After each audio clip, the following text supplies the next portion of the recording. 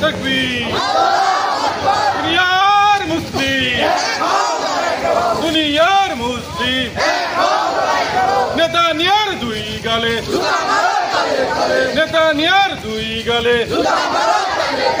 Israeli পণ্য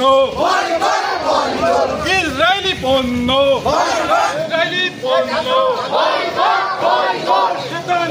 দুই গালে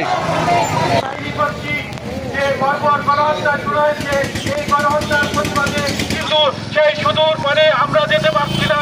আমরা আমাদের ইমানি শক্তি দিয়ে আমরা ইসরায়েলি পণ্যগুলো বয়কট করে এই ফিলিস্তিনি সংগ্রামের পক্ষে সমর্থন জানাতে পারি।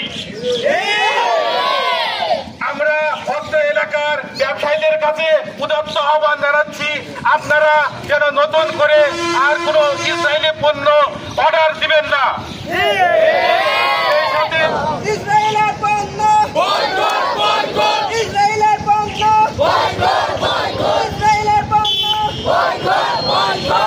ইসরায়েল ফিলিস্তিনে আমাদের যেভাবে অত্যাচার করছে, আমাদের তাদের নিজ বাসভূমি থেকে তাদের সন্তানদের তাদের সমূলে হত্যা করে নির্বংশ করে দিচ্ছে। সামান্য 1 কোটিরও কম ইহুদি 80 লক্ষ, আর আমাদের 200 কোটি মুসলমান এই বিশ্বে বাস করে।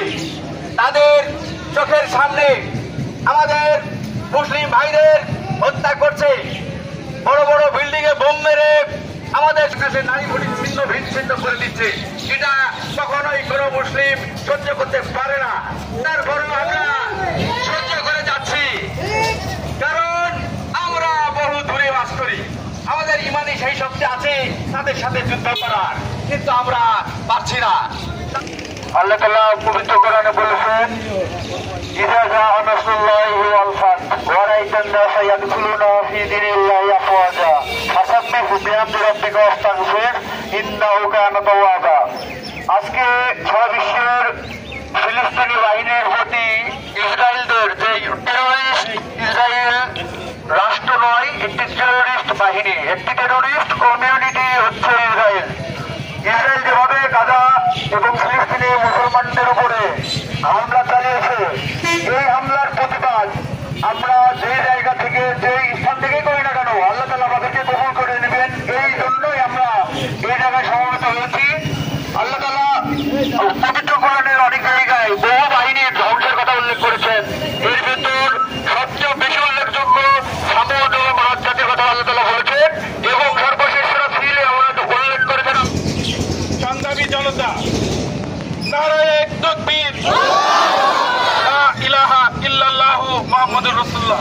আজকে সবাইকে এই এতে শরীক হওয়ার জন্য সকলকে ধন্যবাদ জানিয়ে আজকের এই সংক্ষিপ্ত সমাবেশ এখানেই সমাপ্ত করছি। নারায়ে তাকবীর, আল্লাহু আকবার।